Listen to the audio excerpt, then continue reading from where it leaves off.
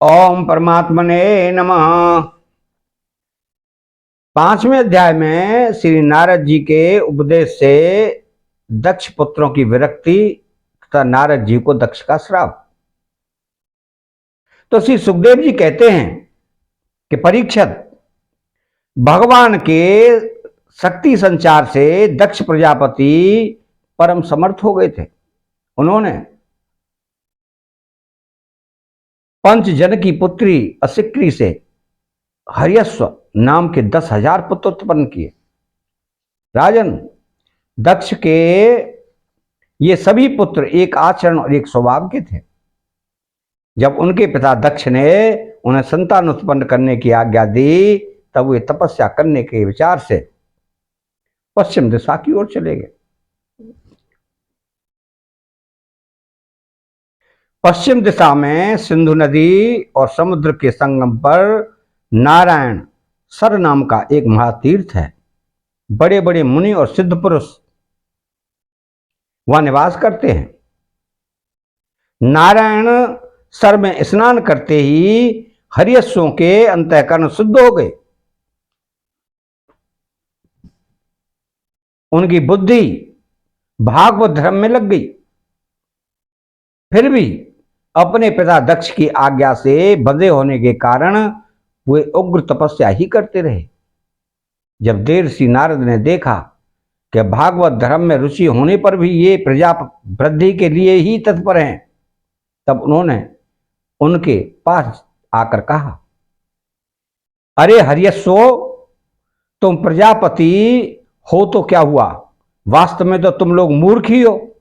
बतलाओ तो, जब तुम लोगों ने पृथ्वी का अंत ही नहीं देखा, जब सृष्टि कैसे करोगे? बड़े खेद की बात है। देखो, एक ऐसा देश है जिसमें एक ही पुरुष है और एक ऐसा बिल है जिससे बाहर निकलने का रास्ता ही नहीं है। एक ऐसी स्त्री है जो बहुरूपणी है। एक ऐसा पुरुष है जो व्यभिचारियों का पति है। एक ऐसी नदी है जो आगे पीछे दोनों ओर बहती है।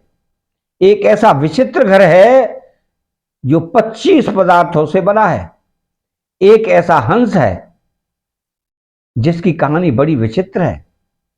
एक ऐसा चक्र है जो छुरे एवं वज्र से बना हुआ है और अपने आप घूमता रहता है।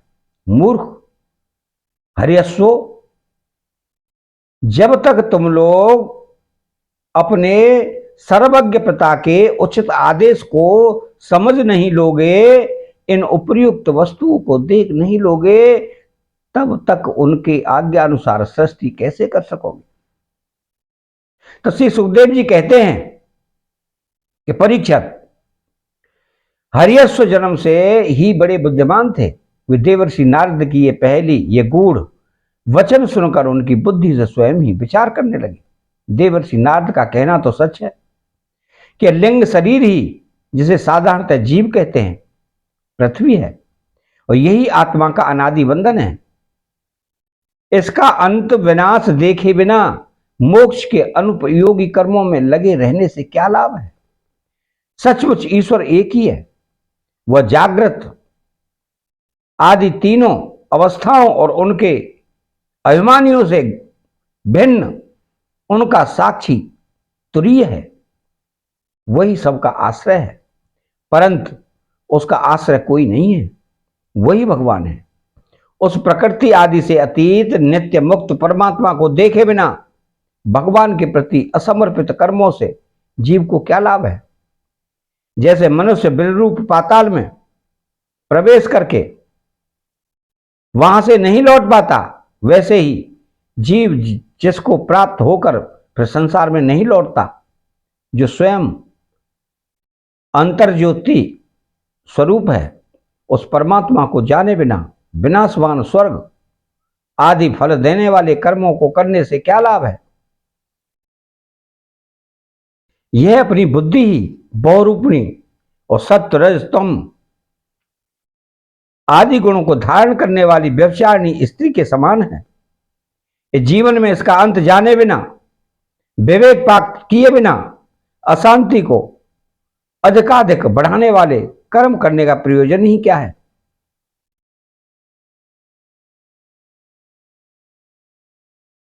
यह बुद्धि ही उल्टा स्त्री के समान है। इसके संग से जीव रूप पुरुष का ऐश्वर्य, इसकी स्वतंत्रता नष्ट हो गई है। इसी के पीछे पीछे वह उल्टा स्त्री के पति की भांति न जाने कहां कहां भटक रहा है।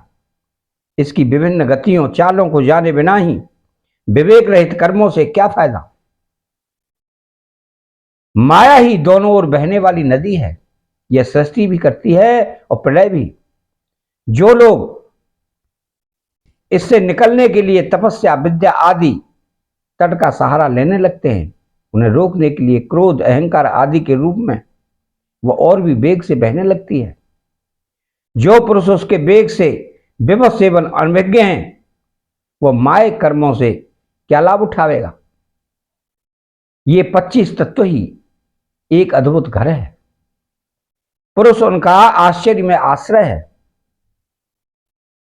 वही समस्त कार्य कारणात्मक जगत का अधिष्ठाता है। यह बात न जानकर सच्चा स्वातंत्र प्राप्त किए बिना झूठी स्वतंत्रता से किए जाने वाले कर्म व्यर्थ ही हैं। भगवान का स्वरूप बतलाने वाला शास्त्र हंस के समान नीर क्षीर विवेकी है।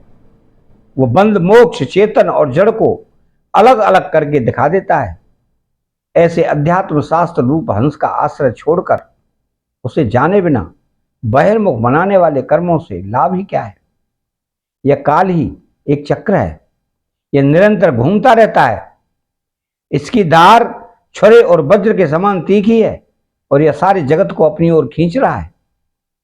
इसको रोकने वाला कोई नहीं। यह परम स्वतंत्र है। यह बात न जानकर कर्मों के फल को नित्य समझकर जो लोग सकाम भाव से उनका अनुष्ठान करते हैं, उन्हें उन अनित्य कर्मों से क्या लाभ होगा? शास्त्र ही पिता हैं, क्योंकि दूसरा जन्म शास्त्र के द्वारा ही होता है और उसका आदेश कर्मों में लगना नहीं, उनसे निवृत्त होना है। इसे जो नहीं मानता, नहीं जानता, वह गुणमय शब्द आदि विषयों पर विश्वास कर लेता है। अब वह कर्मों से निवृत्त होने की आज्ञा का पालन कर भला कैसे कर सकता है? परीक्षित,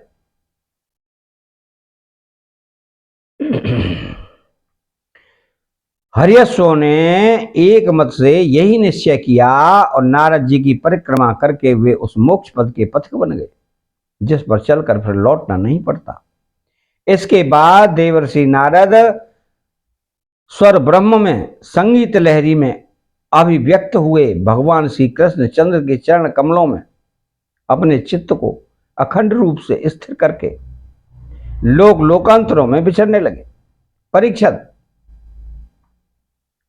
जब दक्ष प्रजापति को मालूम हुआ कि मेरे शीलवान पुत्र नारद के उपदेश से कर्मच्युत हो गए,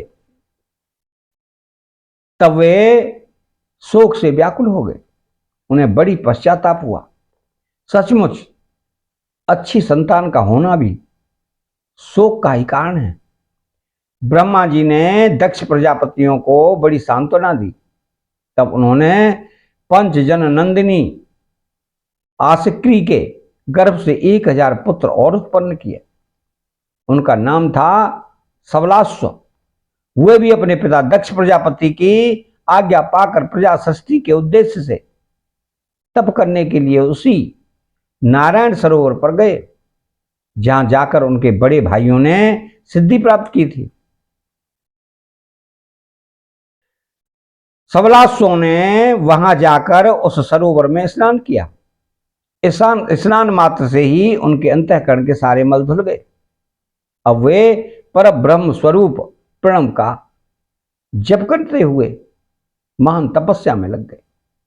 कुछ महीनों तक केवल जल और कुछ महीनों तक केवल हवा पीकर ही उन्होंने हम नमस्कार पूर्वक ओंकार स्वरूप भगवान नारायण का ध्यान करते हैं, जो विशुद्ध चित्त में निवास करते हैं, सबके अंतर्यामी हैं तथा सर्वव्यापक एवं परमहंस स्वरूप हैं। इस मंत्र का ध्यान करते हुए मंत्राधिपति भगवान की आराधना की। परीक्षित, इस प्रकार दक्ष के पुत्र सबलाश्व प्रजा सृष्टि के लिए तपस्या में संलग्न थे। उनके पास भी देवर्षि नारद आए और उन्होंने पहले के समान ही कूट वचन कहे। उन्होंने कहा, तो दक्ष प्रजापतियों के पुत्रों, मैं तुम लोगों को जो उपदेश देता हूं उसे सुनो। तुम लोग तो अपने भाइयों से बड़ा प्रेम करते हो, इसलिए उनके मार्ग का अनुसंधान करो। जो धर्मज्ञ भाई अपने बड़े भाइयों के श्रेष्ठ मार्ग का अनुसरण करता है वही सच्चा भाई है। वह पुण्यवान पुरुष परलोक में मरुदगणों के साथ आनंद भोगता है। परीक्षित, सबलासुओं को इस प्रकार उपदेश देकर देवर्षि नारद वहां से चले गए और उन लोगों ने भी अपने भाइयों के मार्ग का ही अनुगमन किया, क्योंकि नारद जी का दर्शन कभी व्यर्थ नहीं जाता। वे उस पथ के पथिक बने जो अंतर्मुखी वृत्ति से प्राप्त होने योग्य अत्यंत सुंदर और भगवत प्राप्ति के अनुकूल है। वे बीती हुई रात्रियों के समान न तो उस मार्ग से अब तक लौटे हैं और न आगे लौटने की संभावना है। दक्ष प्रजापतियों ने देखा कि आजकल बहुत से अपशकुन हो रहे हैं। उनके चित्त में पुत्रों के अनिष्ट की आशंका हो गई। इतने में ही उन्हें मालूम हुआ कि पहले की भांति अब की बार भी नारद जी ने मेरे पुत्रों को चौपट कर दिया। उन्हें अपने पुत्रों की कर्मच्युति से बड़ा शोक हुआ और वे नारद जी पर बड़े क्रोधित हुए। उनके मिलने पर क्रोध के मारे दक्ष प्रजापति के होठ फड़कने लगे और वे आवेश में भरकर नारद जी से बोले। दक्ष प्रजापति ने कहा कि ओ दुष्ट, तुमने झूठ मूठ साधुओं का बाना पहन रखा है। हमारे भोले भाले बालकों को भिक्षुकों का मार्ग दिखाकर तुमने हमारा बड़ा अपमान किया है। अभी उन्होंने ब्रह्मचर्य से ऋषि ऋण, यज्ञ से देव ऋण और पुत्रोत्पत्ति से पितृ ऋण नहीं उतारा था। उन्हें अभी कर्म फल की नश्वरता के संबंध में भी कुछ विचार नहीं था, परंतु पापात्मन, तुमने उनके दोनों लोगों का सुख चौपट कर दिया। सचमुच तुम्हारे हृदय में दया का नाम भी नहीं है। तुम इस प्रकार बच्चों की बुद्धि बिगाड़ते फिरते हो। तुमने भगवान के पार्षदों में रहकर उनकी कीर्ति में कलंक ही लगाया है। सचमुच तुम बड़े निर्लज्ज हो। मैं जानता हूं कि भगवान के पार्षद सदा सर्वदा दुखी प्राणियों पर दया करने के लिए व्यग्र रहते हैं, परंतु तुम प्रेम भाव का विनाश करने वाले हो। तुम उन लोगों से भी बैर करते हो जो किसी से बैर नहीं करते। यदि तुम ऐसा समझते हो कि वैराग्य से ही स्नेह पास विषयासक्ति का बंधन कट सकता है, तो तुम्हारा यह विचार ठीक नहीं है, क्योंकि तुम्हारे जैसे झूठ मूठ वैराग्य का स्वाम भरने वालों से किसी को वैराग्य नहीं हो सकता।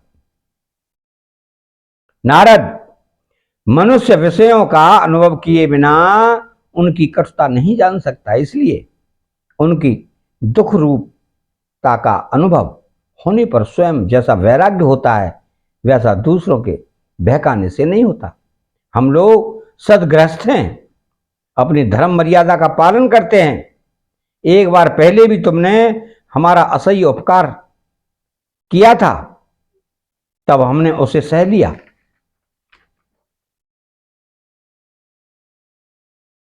तुम तो हमारी वंश परंपरा का उच्छेद करने पर भी उतारू हो रहे हो। तुमने फिर हमारे साथ वही धृष्टता का व्यवहार किया। इसलिए मूढ़, जाओ, लोक लोकांतरों में भटकते रहो, कहीं भी तुम्हारे लिए ठहरने को ठौर नहीं होगी। श्री सुखदेव जी कहते हैं कि परीक्षित, संत शिरोमणि देवर्षि नारद ने बहुत अच्छा कहकर दक्ष का शाप स्वीकार कर लिया। संसार में बस साधुता इसी का नाम है कि बदला लेने की शक्ति रहने पर भी दूसरे का किया हुआ अपकार सह लिया जाए। अतः 5वां अध्याय समाप्त होता है। बेल आइकन घंटी को दबाएं, चैनल को सब्सक्राइब करें और कमेंट बॉक्स में राधे कृष्णा लिखें। जय श्री कृष्णा।